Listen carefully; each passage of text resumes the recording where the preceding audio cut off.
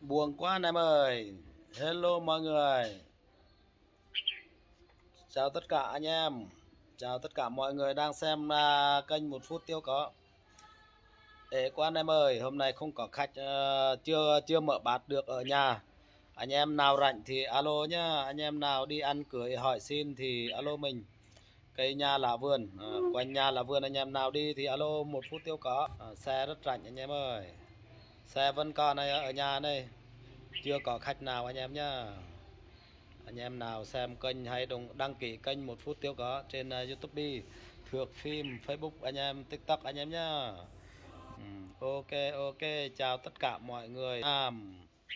Cột like cột share ติดตาม khắp chạy lại lại Việt Nam Lào đơ.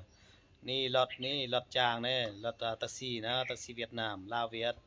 Ok, ok, sабай đi พี่น้องลาวเวียด tạm biệt anh em nhá.